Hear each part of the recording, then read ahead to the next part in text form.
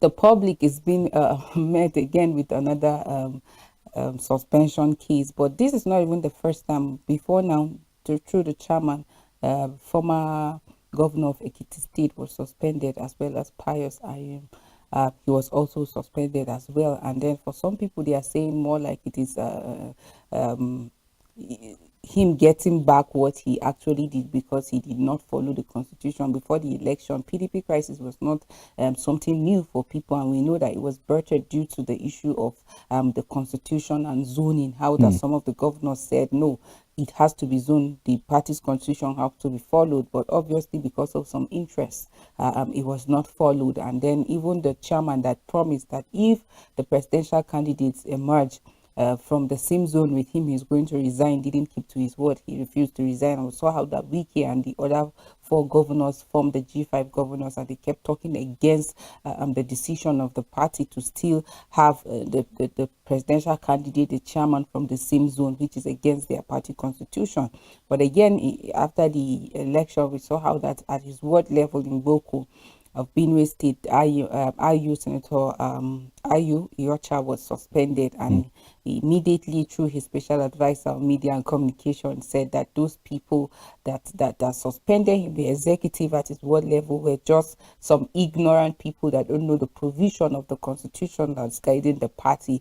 He quoted Article 57, subsection 7 of the party's constitution, saying that they don't have the right. It is only the NEC that has the right to actually suspend him, forgetting that the former governor of Ekiti, as well as Pius Ayim, that were suspended by the National Working Committee, were members of the NEC, and it's only the NEC too, going by the provision of their constitution, that have the right to suspend him. And that is why some said that it was the law of physics that was playing out for Iyorchia Ayu. For every action, there's equal reaction. But then, even after making that statement saying they don't have the right, we saw how that the court actually gave their own verdict, saying that the IU, the PDP chairman, should not parade himself. He should stop parading himself as PDP chairman.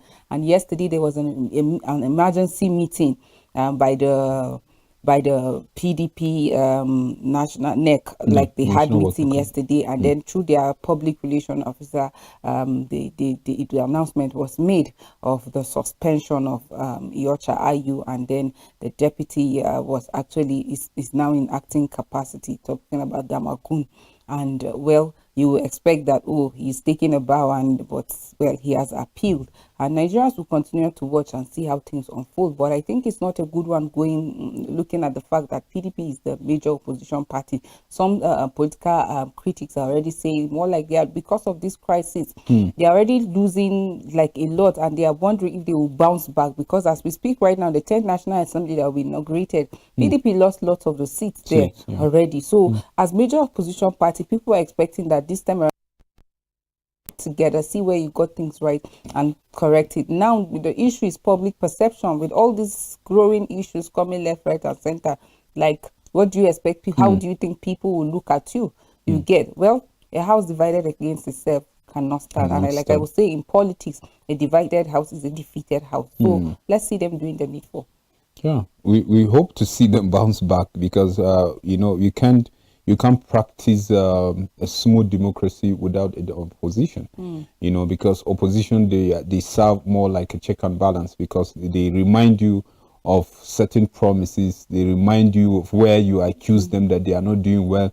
If you are repeating the same, they remind you, and then they make sure they put the government, the ruling party on her toe to make sure that she deliver on her promises, which it is helpful.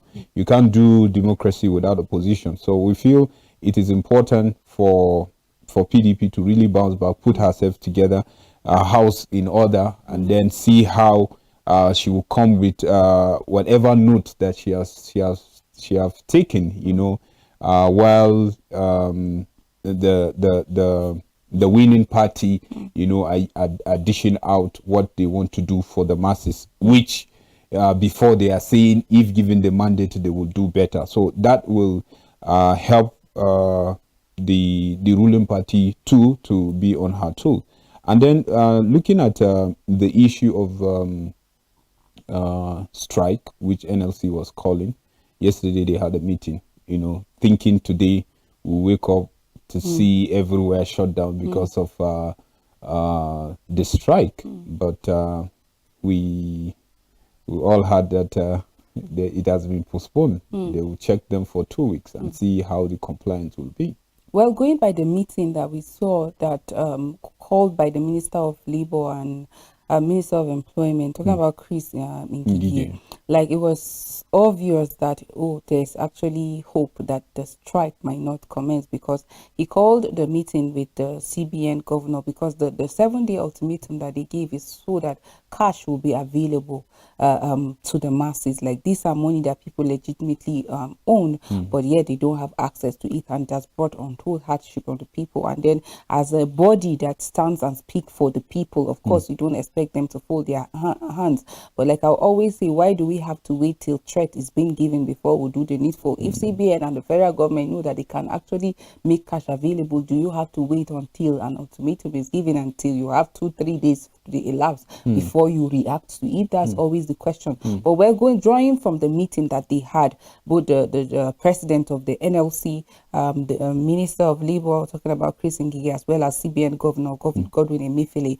Some explanations were made. We saw how that CBN immediately gave an instruction that all commercial banks should come and get cash, as well as make available. They should even operate Saturday, Sundays, and we saw that last weekend. And then obviously queues have actually reduced. We have seen that in place, queues have reduced, and even though still we are having queues, but compared to previous weeks, it has actually reduced. But we hope to see more of the cash being available. We're not seeing excess that's to affect the economy, but let's see people having access to cash. We know that we are still a developing nation, and most of these commercial banks, they are the technologies, the e-platform that we're asked to resort to, they are not well equipped, and that is why you keep making transaction, it keeps bouncing back, declining, or you don't get it. The person that is sent to will not get it, and then it won't reverse back. Somebody gave a story of how since December last year until today.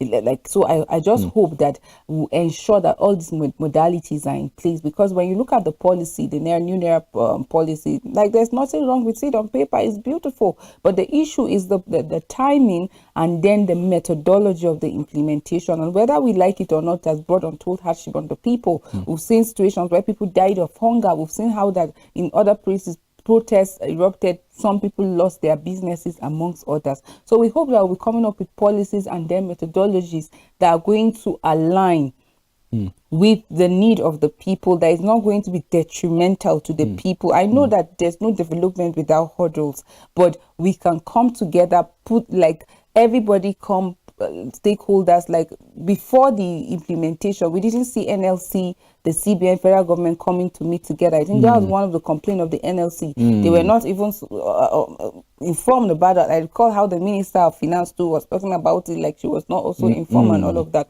So let's see all these institutions coming together. There should be synergy, so that we don't look like joke to the international world. Some people are already saying, so what did we achieve so far? Because we are going back to the old Naira note. We already did the new Naira note is like going on extinction right now. So you ask, what have we achieved? Even though some people will tell you that, foods like grains costs have reduced and all of that. But well, I hope we do the needful in terms of implementation, methodology, good methodologies that will not affect or be detrimental to the people.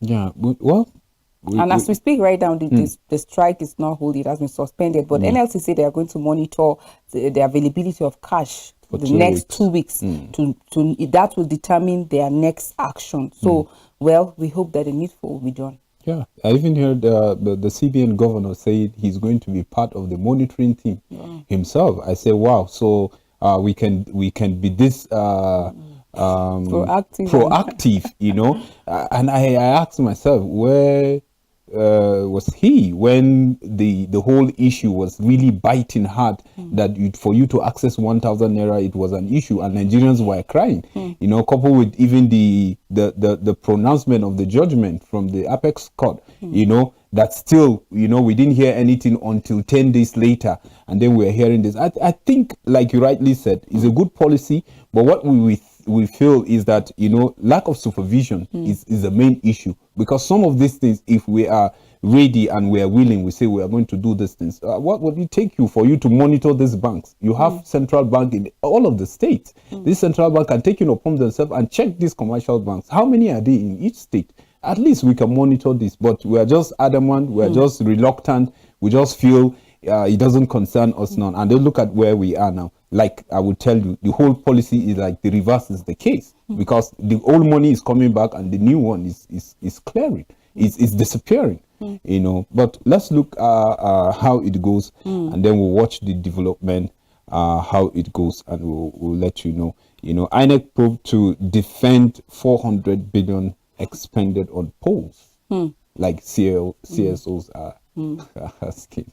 Well, you know that before the election, we saw how the INEC met with both domestic and international, of which even the civil society organizations were part of it. So people cut across states, nations actually monitored, and that is what is actually expected in a general election such as this. And this is to also help the country in also doing better where they actually missed it. And so a coalition of the civil society organization that monitored the 2023 general election actually requested that INEC should defend the sum of 400 billion that they spent on conducting this exercise. And they met yesterday in Abuja during a post-election retreat to actually review the just concluded election. And then the CSOs were actually coordinated by Concerned Initiative for Community and Social Development, and they actually gave a communique where it was in the communique that they wrote some questions, and it was directed actually to the INEC, and so that the Electoral Empire should explain why it was unable to upload the result in the IREF. And you recall, this is one of the issues that Nigerians complained about during the presidential election, the inability of INEC to upload the result in the IREF. Even 8 days after, we saw that just 90-something% was uploaded, like 8 days after. So these civil society organizations are asking INEC why. We know that over 300 billion, like chunk of the money that was budgeted for this election by INEC went for the beavers. And then we saw how that the beavers developed fault, cut across states. There were issues of beavers malfunctioning, how results were not uploaded and all of that. And that is why the civil society organization is saying, can you account for this? And I think accountability is key. We've always talked about the fact that citizens should get to the point where they will hold their leaders, who hold their institutions accountable. Let's reduce our expectations. Oh, come for my luncheon, give me this, give me that. Can we start holding these people accountable? If you said you spent 400 billion, how did you spend it? We just witnessed the election. The election was observed. How did you spend this money? So I think it's actually right for the CSO to call on INEC to actually explain that, even though we saw that before the election, there was a breakdown of that budget, how it was going to be spent. But now looking at post-election, after the election, or during the election, where all these things in place, you know that we saw that in Kano, how that some of these ad hoc staff were even complaining that they were not paid. They had to trek to their polling unit without even security or anything. So I think it's justifiable for the CSO to call on INEC to explain how they actually spend the over about 400 billion on conducting the exercise. He also said that INEC should explain why the results were not uploaded on IREF, that INEC should also use our office to prosecute electoral offenders, because these were issues that played out. Even some of the INEC officials, we saw how that some of them too, in videos that were shared, were found guilty of some of these electoral malpractices. And I think is timely, is quite important that they answer all of these questions. And beyond the arrest, interrogation should be made, punishment should be meted and all this, so that we don't have a repeat of it. We're going to be having election in Kogi and other states. We don't want to see a repeat of that, and no wonder these CSOs are meeting to review it, so that some of the mistakes that were highlighted or were observed will not be repeated. We applauded INEC because we saw how that during the presidential election, some of the mistakes that were observed, they actually corrected it, like the use of the beavers, and then the late coming of some of the officials. We saw that during the gubernatorial election, they arrived early and then we had less of issues of beavers malfunctioning. And so it is very important that these issues are raised so that it will be averted going further. So INEC, they said they should explain, they should use their office to prosecute the electoral offenders. INEC should also establish a better relationship with civil society organizations, because a lot of people see these civil society organizations more like standing for the people, being a voice of the people, trying to ensure that, oh, if we are practicing democracy, then let's see rule of law in place. So INEC should also be more prepared for the upcoming election. They are also urging them in Bayelsa, in Imo, and Kogi State. And he also said that the EFCC should investigate those personally involved in vote buying and inducement during the election. And these were some of the cases that we saw playing out in different courts across different states. EFCC made some arrests, even though we saw in Kaduna State they were actually attacked. The EFCC officials were attacked. And then but then in some of the states they actually arrested some of these people that were there to buy votes of the people, which was against the Electoral Act, and warnings have been given even before the election. And they also called on the federal government to look into the to establishing special courts for election offenders, and that INEC should justify over 400 billion naira. Of course, it is taxpayers' money. So if there is need for accountability, there is need for auditing, there is need for explanations. Nigerians want to know, because you can't say you are spending this humongous amount of money in conducting election, and yet the election is marred with irregularities. A lot of intimidation, threats playing out. Some people were injured, some people were disenfranchised, and all of that. These are monies, like taxpayers' money. Some of these people that were even disenfranchised, they are like it is their money that was used to conduct this exercise. So I think it's a good one that the CSO are asking INEC to come out and explain all of that. And then, well, that the civil society organization was actually led through by Honorable Yusuf, who was the ambassador and like he was the representative who actually spoke, and he said that CSO are actually ambassadors of true democracy, and that is why they cannot shut their mouth and just watch things happen like that. So, well, I think Nigerians now are watching and waiting to see INEC actually, beyond the breakdown before the election, explain how they spend this money. Recall that they are talking about another 3 billion naira for litigations and other things. Well, we hope that they give accounts of all of this. Yeah, and then talking about litigation, post-election, impending court cases and power transition. How do you see the two? Because, you know, based on Festus Keyamo, you know, responding to issue of Babadeti claim that says swearing in president-elect it is going to be signal end of democracy. You know, and based on that, people are responding. You know, with all of these court cases, do you see that smooth transition? Well, this is something that will have averted. Like, at the end of this 2023 election, if we had gone by what we had on papers and all the questions that were raised by Nigerians, if INEC had gone like it was anything to go by, then we wouldn't even be talking about defending election litigation, even though we know that it is INEC's constitutional right to do that. But if these beavers were really in use, results were uploaded in real time, Nigerians have access to all of that, we won't be having issues of litigation or needing more money to even defend anything. We won't be having issues with, oh, there might not be transition, or the transition will not be smooth. If the whole process was seamless and transparent, then people who won will win excellently, and the people that lost in the election will go down honorably. But where is the problem right now? Why are people having questions about this transition? Why are people having concern about even the swearing in of the president-elect? Because already going by the Electoral Act, INEC actually went against its own laws We saw how the elections were not transmitted in real time. Nigerians didn't even have access to some of the results. There were issues of mutilated results. There were issues of even stipends used on some of these results. We had issues of intimidation. There's also the provision that said, oh, the president-elect must have 25% in the FCT, and the president-elect having 18.8% alone. So all of these issues have been raised in the court. And if we are to go by the INEC's provision, it says that going by the over 170,000 polling units in Nigeria, elections were going to be transmitted from that polling unit. But was that the case? Because we saw even in Abuja, manual collation was what we saw. And that was against even the Electoral Act. Because going by the Electoral Act, if everything went seamless, then we won't be thinking of, oh, will the transition be seamless? Will it be this? Will it be that? As we speak right now, PDP are in court.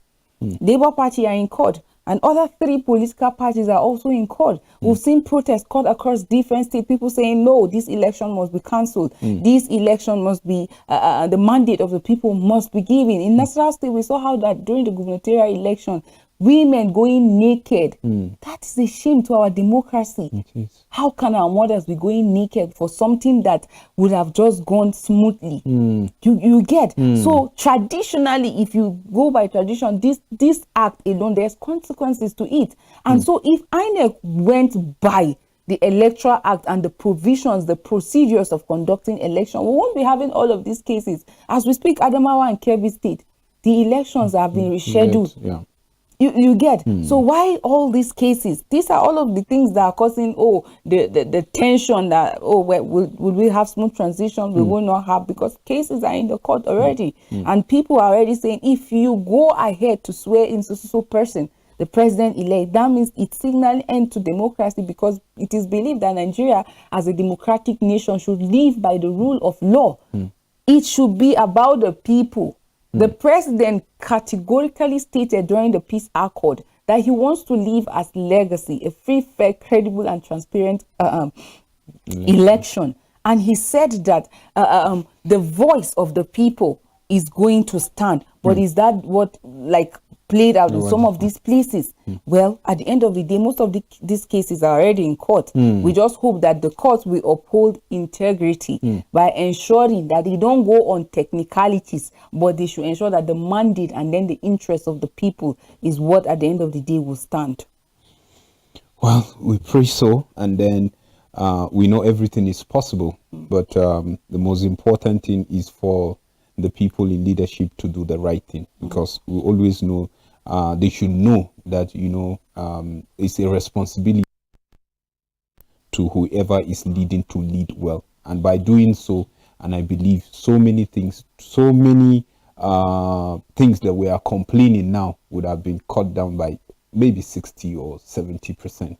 By now, we wouldn't have been talking about all of this issue of cutting, going against your own guidelines, because it doesn't really make sense. And that is why the international body are even saying that the election didn't go well, because everything they said, they went below that standard, and that's not good for us. But we're looking forward to see how we'll continue to improve on our election and governance generally in this part of the country. Thank you just for doing this. Always a pleasure. Thank you. And for listener out there, we sincerely want to appreciate you for staying tuned, and we thank you, Lord, for contributing to what we are discussing today. Please, let's just do this together tomorrow, same time, same station.